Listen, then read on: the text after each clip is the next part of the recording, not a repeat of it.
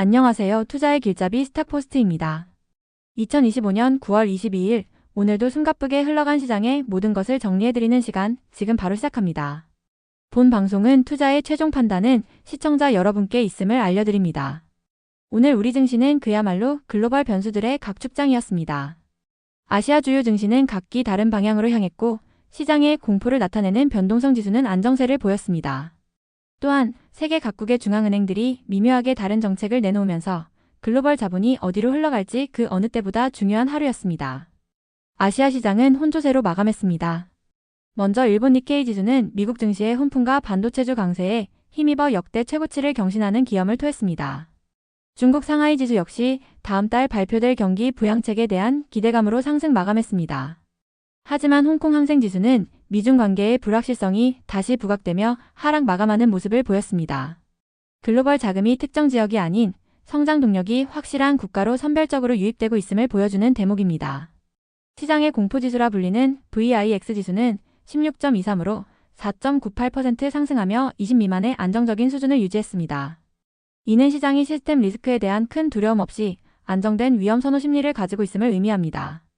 하지만 무조건적인 묻지마 투자가 아닌 성장 스토리가 명확한 특정 섹터에만 자금을 투입하는 계산된 위험 감수 전략이 시장을 지배하고 있음을 시사합니다.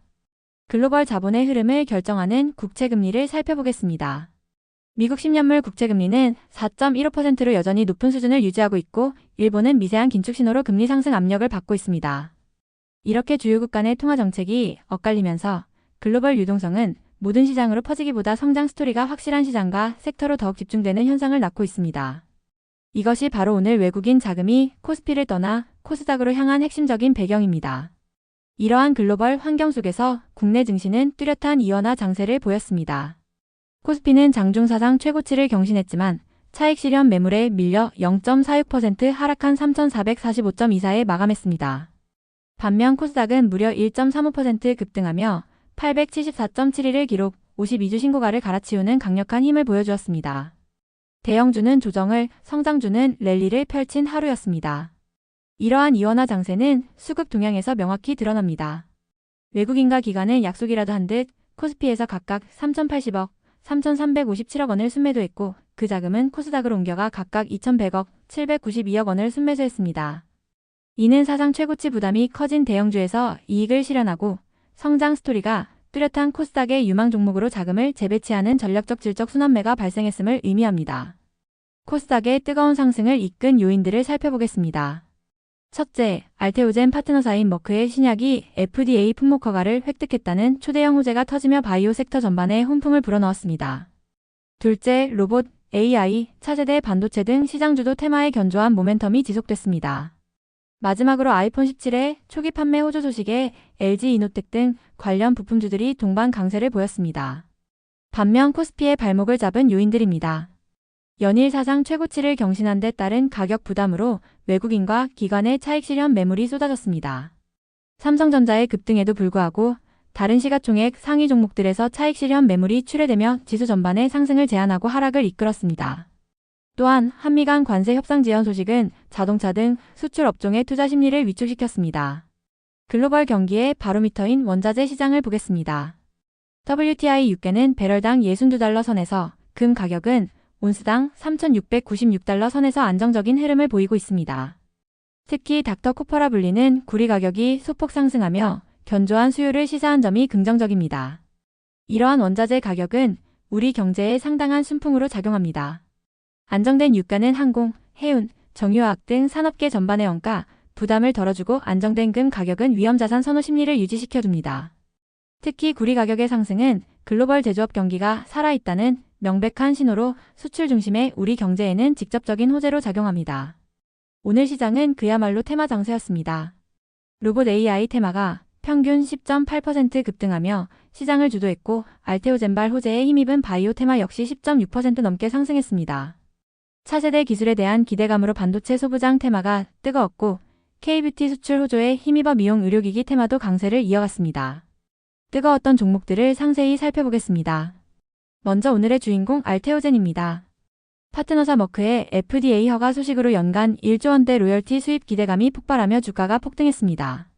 로봇 테마에서는 로보티즈가 21.5% 급등하며 시장을 이끌었고 비만 치료제 테마의 펩트론 역시 기술 이전 기대감이 지속되며 동반 강세를 보였습니다. IT 부품주들의 약진도 돋보였습니다.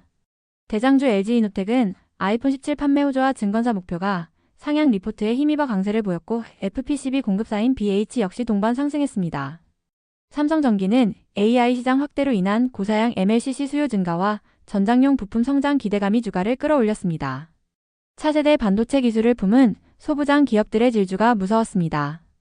CXL 관련주 TLB는 공급망 재편 수혜 기대감으로 필옵틱스는 차세대 유리기판 핵심 수혜주로 부각되며 강세를 보였습니다. HBM과 3D 낸드 투자 사이클의 핵심 수혜주인 테크윙 역시 테마 급등에 힘입어 동반 강세를 기록했습니다.